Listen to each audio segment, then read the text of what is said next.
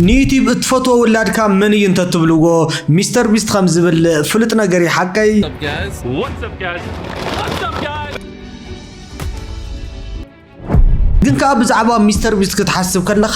ዕረፍቲ ዝኸልእ ጉዳይ ኣሎ Why are you doing it? People giving them my credit card and telling them they can buy whatever they want. እቲ ጉዳይ ድማ ብዛዕባ ኣብ ቪድዮታቱ ዘለው ተመናት ኣይኮነን This is a bathtub full of snakes. Hey there little guy. ወይ ከዓ ንዘይፈልጦም ሰባት ዝዕድሎም ደሴታት እውን ኣይኮነን Ginormous private island and I'm giving it to one of you. ዋላ እውን እቲ ንመብዛሕትኦም ሰባት ኣብ ዕድሚኦም ልሪኦም ዘይፈልጡ ናይ ገንዘብ መጠን ኣብ ሒደት ሰከንታት ምዕዳል እውን ኣይኮነን እንታይ ደኣ እቲ ክምስቱ እዩ እቲ ፍጹም زيغير زمسل ناي يوتيوب كمستا مغنياتو بدحر التخمستا اب تاريخ انترنت زترأيه زعبيه ناي سبات تخرت ناي مقوصصار طببلو ريخم ازي سبزي ناي بزحات سبات اقالو بخمي كطلف كم زخل اصبيغو زفلت سبيو التامبنيل طراي ريخم سنا امرخم كساب زمنزع انترنت دما بوغديو نزي سبزي بعابي امباير يشلمو ناي شوكولاتن فاست فود نغدتات بليونات فيوز ناي هوليوود سبهابتي ناي الجوريزم ساينس كومون كاب عبيت مدبرات تلفزيون العلي حابت مفراي التوسان نجار زول دما أبزيو مستر بيست بوزح جزاز فلت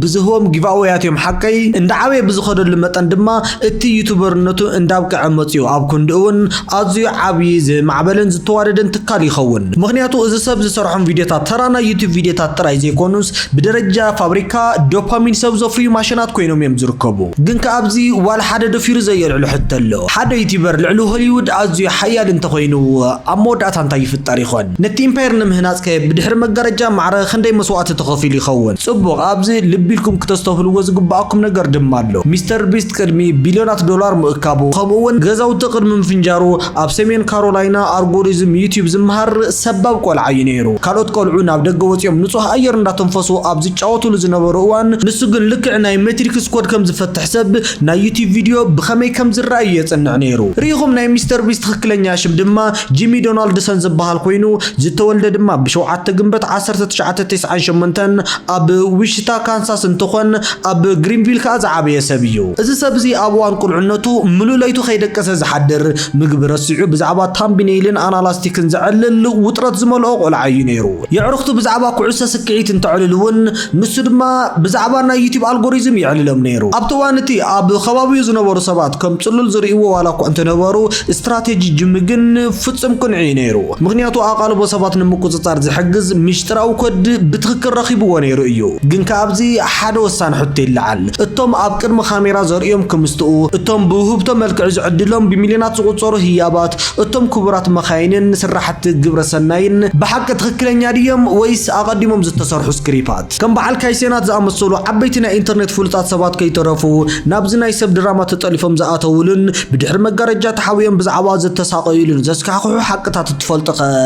كنديناتكم تخونو سلازي أبزنا يلون فيديونا مستر بيست زهانتو إمبايرن موداتو انداب كعيو بزعبا زبهالو لزلو قدين كمون بزعبو زلعالو حد دس زيو لنقراتن أبز فيديونا أسفحن عمقنا بيلنا نرئيز خون كواخم زدلن زي فيديو مرايق تجمرو خلنخم لايك ني چانالنا دما سابسكرايب بمقبار كسام موداتا حابيلكم نمسنحيو اتي ناي انترنت ناي ولف ماشن ريخم جيمي أب لكاتت كلتشحن 10 قنا ودي 13 عامتن كله مستر بيست 6000 بزبل سم ناي مجمرتا فيديو ناب يوتيوب يزرقه التن قدامت فيديوهات دما ولا حنت تعذاب يرخبان ماينكرافت እንዳተጻወተ ዝተቀድሑ ናይ ድምጽ ጽሬት ዘይብሎምን ዝኾነ ዘይሪኦምን ተራ ቪዲዮታቱን ይኾኑ መብዛሕትኡ ናይ ተሰብ ስፍሓት ዓወቱ ክርእን ከሎ እቲ ነገር ግን ብዕድል ዝመጸ እዩ ዝመስሎ እንተኾነ ግን ፍጹም ኣይኮነን ሚስተር ቢስት ማለት ኣብ ናይ ውድቀት ላቦራቶሪ ዝተሃነጸ ሰብ እዩ ሓንቲ ቪድዮ ተቀሪጽኩም ኤዲት ጌርኩም ፖስት ንምግባር 6 ሰዓታት ወሲድልኩም ክንሱ ክልተ ሰባት ክሪኢልኩም ከሎም ሕሰብዎ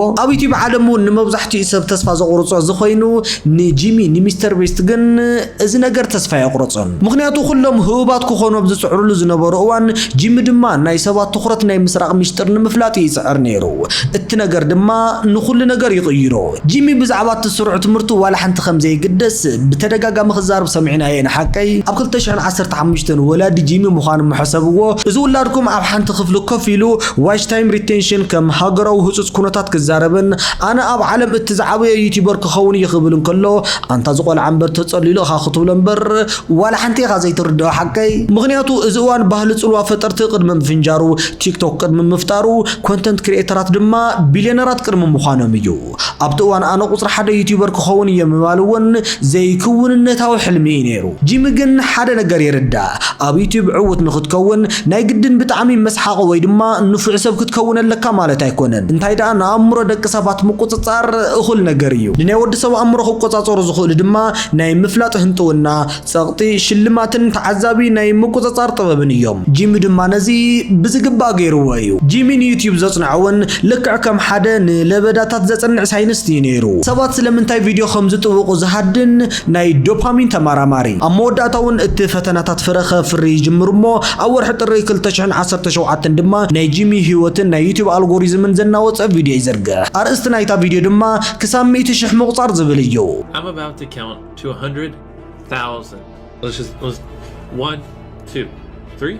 4 أبتوشت فيديو دما نسو ترايو نيرو فلوتات سبات اينورن نشلمات زقربا لامبرجينيتات مخاينو نينبرانيين انتاي دا نتخطاتلتي 24 ساعات اب حدا خفلي كفيلو كسام 100 شح زقصر ود تراي ازي دما نمومان بزصقم كونتات صلاله يمثل نيرو غنكا وصيتاو يخون مغنياتو جيمي ابزي حدا اقداس زخونه حقي انترنت تماهيرلو حدا نجر نمومان بزصقم ملكو زغر من تخوينو سبات حق مخانن مرغغاص ناي جدن مزخونم برغس كطوق يوم مالتون نفيديو خاخفتو يوم بدحرزي ات فيديو بمليونات كرئي جمرمو اتينا انترنت محبرسب دما ازي سب غن من يلو حتى تجمر جيمون بو كالا حق يردا لنفسخا نبهغي احلف كمهاب اقالو يسحبيو سلازي دما نت نجر زغرده يغبرو ملو مزغب قالات من باب زتقبا قلم كساب زنقص مصباي اسمات مسارحتخا 100 شح غزي مصواع نوس وقف فيديو كابتن ايز حلف فيديو نلعلي ادكامن كليك زغبرن يخون بدحرزي مستر بيست كابترا فيديو جيمر نابناي مفلاط هنتونا ماشين يغير كاو دما اب تاريخ يوتيوب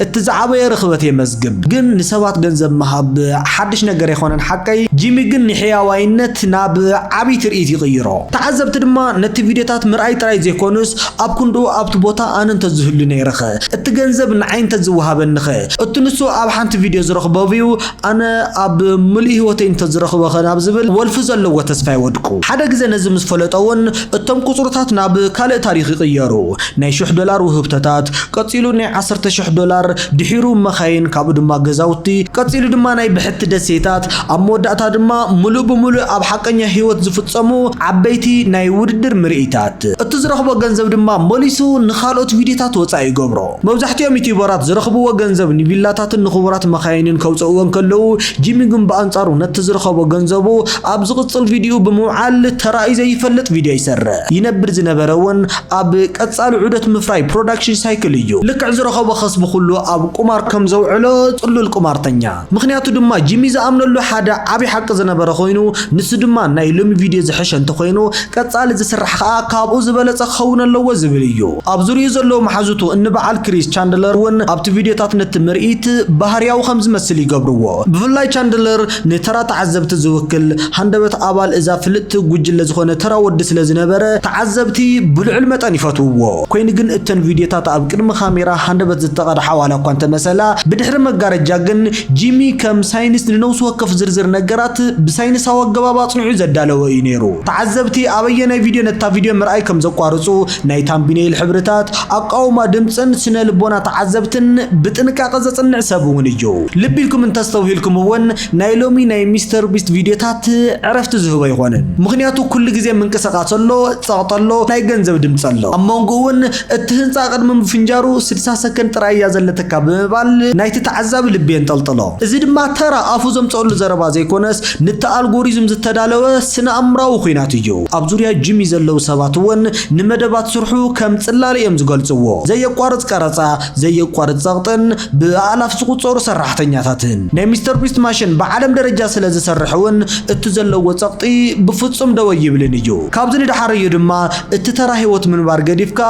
ምእንተ አልጎሪዝም ኢልካ ጥራይ ትነብር ካብ ተራ ዩቲዩበር ናብ ዓብይ ኮርፖሬሽን ሪኹም መብዛሕትኹም ንሚስተር ቢስት ትፈልጥዎ ብዝሰርሖ ቪዲዮታቱን ብዝህቦም ህያባቱን ጥራይ ዋላ እኳ እንተኾነ ኮይኑ ግን ብድሕሪቶም ቪዲዮ ስክሪናት ዝኾነ ሰብ ዘይፈልጦ ሓደ ዓብይ ናይ ንግዲ ኢምፓየር ኣሎ እዩ ምክንያቱ ሚስተር ቢስት ሳክት ቪዲዮ አቅራቢ ጥራይ ዘይኮነስ ንሱ ሙሉእ ብሙሉእ ናይ ርእሱ ኢኮሲስተም ዘለዎ ናይ ሰብ ማንነት ዝለበሰ ዓብይ ናይ ኮርፖሬሽን ትካል እዩ እዚ ኣብ ስክሪን ዩቲዩብ ጥራይ ዘይኮነስ ኣብ ተሐቀኛ ዓለም ንግዲ ዝገበሮ ቁልጡፍ ምስግጋር እውን ርእዩ እዩ ነይሩ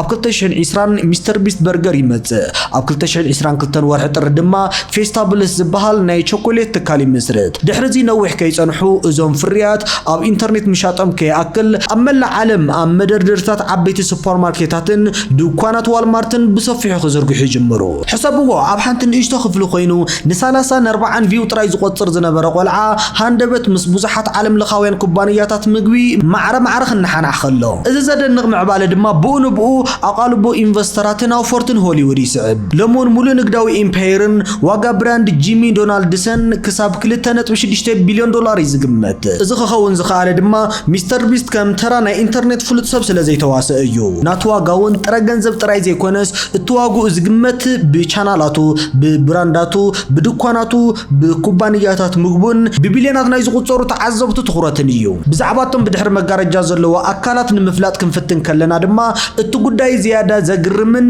ዘፍርሕን እንዳኾነ ይዝመጽእ ሚስተር ቢስት ስሩዕ ዩቲዩበር ምዃኑ ኣብ ዘቋረጸላ ሰዓት እቲ ገንዘብ ከዓ ልክዕ ከም ደም ዝጨነወ ሻርክ ኣብ ዙርዩ ክዘውር ይጅመር መብዛሕትኦም ተዓዘብቱ ንጂሚ ሳክት ገንዘቡ ዝህብ ዝብትን ሃብታምን ሕያዋይን ወዲ ገይሮም እዮም ዝሓስብዎ ሓቀይ እቲ ሓቂ ግን ካብዚ ዝተፈልየ እዩ ጂሚ ብድሕሪ መጋረጃ ምስ ዘሎ ዓብይ ማሽን ዝተተሓሓዘ እዩ ኣብቲ ማሽን እቲ ካብ ዘለዎ ዓበይቲ ስማት ድማ እቲ ሓደ ናይት ሚድያ እዩ ዝበሃል ናይት ሚድያ ኣብ 2015 ብሪድ ሾር ዝተመስረተ ኣሜሪካዊ ዲጂታላዊ ተህቦ ምሕደራ ኩባንያ ኮይኑ እዚ ካምፓኒ እዚ ድማ ንሚስተር ቢስት ካብ 2018 ክሳብ 2024 ኣብ ምህናጽ ሚስተር ቢስት ቁልፍ ተራ ተጻዊቱ እዩ ናይት ሚድያ ዝገበረ ነገር ድማ ኣዝዩ ቀሊል ነገር እዩ ንተራ ፍሉጣት ሰባት ኣብ ኢንተርኔት ናብ ቢልዮናት ዶላር ዝግመት ናይ ኮርፖሬት ሃብቲ ዝቕይሮም ኣብ ትሕቲ ናይት ሚድያ ኮይኑ ዝሃብተመ ድማ ሚስተር ቢስት ጥራይ አይነበረን ከም በዓል ካይሴናት ዝኣመሰሉ ናይ ኢንተርኔት ንጉሳት እቲ ፍሉጥ ናይ ፖለቲካ ተንታኒ ሃሳን አቢ ናይ ቴክኖሎጂ ኣቅራቢ ኣሮን ማይነይ ናይ ጽባቐ ትሕዝቶታት ኣቅራቢት ሳያ ኒጋርድን ኩሎም ናይዚ ማሽን ዝውጽኢት እዮም ብድሕሪ ዚ ነዊሕ ከይጸንሑ እቶም ሃብታማት ወነንቲ ትካላት ቴሌቪዥንን ፊልምን ኣቃልቦ ደቂ ሰባት ናይ ምቁጽጻር ሓይሊ ካብ መደብራት ቴሌቪዥኖም ናብ ዩቲዩበራት ከም ዝተሰጋገረ ይግንዘቡ ሓደ ካብቶም ዓበይቲ ስማት ሆሊውድ ድማ ፕሬዚደንት ኒውስ ኮርፖሬሽን ነበር ፒተር ቸርኒን ኣብቲ ንበዓል ሚስተር ቢስት ዘመሓድር ኩባንያ ናይት ሚድያ ሚልዮናት ወፍሪ ይገብር ፒተር ቸርኒን ነዚ ዓብይ ገንዘብ ዘውፈረ ድማ ብምኽንያት ኮይኑ ንሱ ድማ መንእስያት ተዓዘብቲ ካብ ቴሌቪዥን ርሒቆም ናብ ዩቲዩብ ገጾም ይኸዱ ከም ዘለውን ከም በዓል ሚስተር ቢስት ዝኣመሰሉ ኮንተንት ክሪኤተራት ድማ ካብ ኣቅረብቲ ቪድዮ ናብ ቢልዮናት ዶላር ዘንቀሳቅሱ ዓበይቲ ትካላት ከም ዝተቀየሩን ስለ ዝተረድእ እዩ ነይሩ እዚ ድማ ብወግዕ ዝተረጋገጸ ሚስጥራዊ ምሕዝነት ኣብ መንጎ ናይ ቀደም ሚድያ ማለት እውን ወነንቲ ቲቪን ዩቲዩበራትን እዩ ነይሩ ምክንያቱ እቶም ናይ ቀደም ወነንቲ ሚድያ ኣብዚ ሓደ ዓብይ ሓቂ ተረዲኦም ኣለዉ ንሱ ድማ ዩቲዩበራት ልዕሊ ዝኾነ መደብር ቴሌቪዥን ንኣእምሮን ኣቃልቦን ደቂ ሰባት ናይ ምቁጽጻር ፍጹም ሓይሊ ከም ዘለዎም እዩ እቲ ብድሕሪ መጋረጃ ዘሎ ጸሊም ሓቂ እቲ ሓቀኛ ሓበሬታ ሓሊፉ ናይ ኢንተርኔት ውዲታዊ ክልጽ ሓሳባትን እቲ ብድሕሪ መጋረጃ ዘሎ ክውንነትን ዝጅምርውን ኣብዚ እዩ ተዓዘብቲ ኣብ ኩሉ ቦታ ዘሎ ምትእስሳር ክደልዩ ይጅምሩ ሚስተር ቢስት ናይት ሚድያ ከምኡውን ፕራይም ሃይድሬሽን ዝተባሃለ ናይ መስተ ኩባንያን እቶም ዩቲዩበራት ዘምጽእዎ መስተ ኣብ ዓለም ዙርያ ምስ ዘለዎ ዓበይቲ ናይ ኮካኮላ ምህርታት ጎኒ ንጎኒ ተደርዲሮም ክሽየጡ ምስ ጀመሩ ድማ እቲ ናይ ኢንተርኔት ማሕበረሰብ እዞም ሰባትማ ብድሕሪኦም ሓደ ሚስጥራዊ ኣካል ኣለዎም እዩ ብምባል ግምቶም ከቕምጡ ይጅመሩ ኣብዞም ናይ ዊዲት ዘረባ ድማ ከም ናይ ሪክ ጌርሶን ዝኣመሰሉ ናይ ቢልዮነር ኢንቨስተራት ስም ክለዓል ይጅምር ሕጀብዚ ብጣዕሚ ጥንቃቐ ዘድልዮ ቦታ በፂሕና ኣለና ምክንያቱ ዘይከምቶም ብህዝቢ ዝተረጋገጹ ትካላት ንግዲ ማሕበረሰብ ኢንተርኔት ንሪክ ጌርሰን ምስ ዝተፈላለዩ መርበባት ከራኸቦ ይጅምር ካብ ወፍሪ ሚድያ ክሳብ ንግዳዊ ንጥፈታት ፍሉጣት ሰባት ከምኡውን ክሳብ ኣህጉራዊ ፖለቲካዊ ምትእኽኻባት ኢንተርኔት ነዞም ሰባት ምስ ኣህጉራዊ ፖለቲካዊ ምትእኽኻብን ምስ መስራት ናይ ትብሕታዊ ወታደራዊ ትካል ብላክ ዋተር ኤሪክ ፕሪንስን እውን ከራኸብዎ ይጅምሩ ብመሰረት ግምታት ኢንተርኔት እውን ገርሰን ምስ ጃሮድ ኩሽነርን ካልኦት ላዕለዎት ሰባትን ርክብ ነይርዎ እዩ ግን ከኣብዚ ንተሓቂ ካብ ተራወረ ክንፈልዮ እዩ ዘለና ሓቀይ ሓደ ናይ ንግዲ ዝምድናታት ብወግዕ ዝተመዝገቡ ዋላ እኳ እንተኾኑ ብዙሓት ኣብ ኢንተርኔት ዝለዓሉ ወረታት ግን ሳክት ናይ ኢንተርኔት ግምታት እዮም ምክንያቱ ኢንተርኔት ንኣብነት እዞም ሰባት ኣብ ኣኼባ ነይሮም ንዝብል እዚኦም ኣብ ምሽጥራዊ ሃገራዊ ስርሒት ነይሮም ናብ ዝኣመሰለ ዓቢ ውዲታዊ ክልስ ሓሳባት ናይ ምቕያር ልምዲ ኣለዎ እዩ ኮይኑ ግን እቶም ሰባት ነተን ነጥብታት ምትእስሳሮም ይቕጽሉ ሽዑ ድማ ካልእ ስም ናብዚ ውዲት እዚ ኣቲ ኤሪክ ፕሪንስ ማለት ድማ ናይ ብላክ ዋተር መስራቱ ኮይኑ ብላክ ዋተር ማለት እንታይ ከም ዝኾነ ንዘይትፈልጡ ድማ ናይ ብሕቲ ወታደራዊ ትካል እዩ ኩናት ኢራቅን ኣሜሪካን ብዚ ብላክ ዋተር ዝተባሃለ ናይ ብሕቲ ወታደራዊ ኩባንያ ከም ዝተጋደደውን እዩ ዝነገር ምክንያቱ ወታደራት ብላክ ዋተር ኣብ ኢራቅ ኣብ ልዕሊ ንጹሃን ዜጋታት ተኽሲ ብምኽፋት ብዙሓት ሰባት ከም ዝቆተሉ እዩ ዝነገር ግን ከዓ ናይ ኢንተርኔት ውዲታዊ ባህሊ ከምዚ ዓይነት ነገር ይዝፈቱ ምክንያቱ ድማ ሃንደበት ነቲ ዛንታ ካብ ዩቲዩብ ኣውፂኦም ምስ ኣህጉራዊ ፖለቲካን ውዲታት ኩናትን ከራኽብዎ ስለ ዝደልየ እዩ ነይሩ ኣብ ማእኸል እዚ ኩሉ እዚ ድማ ጂሚ ዶናልድሰን ማለት እውን ሚስተር ቢስት ኣለ እዩ እቲ ኣብ ጸባብ መደቀሲኡ ክፍሊ ኮይኑ ካብ 1 ክሳብ 100,000 ብዘይ ምቁራጽ ዝቆጽር ዝነበረ ናይ ዩቲዩብ ጽልል ሕጂ እውን እንተኾነ እዚ ሰብ ኣብ ዩቲዩብ ንግድን ጥራይ ስለ ዘተኮረ ኣብ ዝኾነ ፖለቲካዊ ክታዕ ይኣቱን እዩ ንኣብነት ናይ ሾው ስፒድ ፍሪ ፓለስታይን ክብል ሰሚዕኹም ትፈልጡ ትኾኑ ኢኹም ሚስተር ቢስት ግን ኣብ ከምዚ ዓይነት ነገር ይደየእትን እዩ ግን ሚስተር ቢስት ስለምንታይ ኣካታዕቲ ነገራት ዘይፈቱ ዝብል ሓሳብ ናብ ኣእምሮኹም እንተመፂልኩም ድማ እትምላሹ ቀሊል እዩ ሚስተር ቢስት ሓንሳብ ናብ ሓደ ዓቢ ኮርፖሬሽን እንተተቀይርካ ሓንቲ ዝተሰሓሓተት ቃል ነቲ ብቢልዮናት ዝቁጸር ንግድኻ ከተጥፍኦ ከም እትኽእል ኣጸቢቑ ዝፈልጥ ራእሳን ሰብ እዩ ብደረጃ ሓይሊ ጂሚ ድማ ነውስ ወከፍ ዝተዛረባ ቃል ኣብ ስፖንሰራት ኣብ ውዕላት ችርቻሮ ኣብ ሰራሕተኛታት ኣብ ወፈርተን ኣብ ዓለም ለኻዊ ዝርግሕን ዓቢ ጽልዋ ኣለዎ እዩ ኮይኑ ግን እቲ ብድሕሪ መጋረጃ ዝካየድ ዘሎ ሓቀኛ ክውንነት ካብቲ ናይ ኢንተርኔት ወረታት ንላዕሊ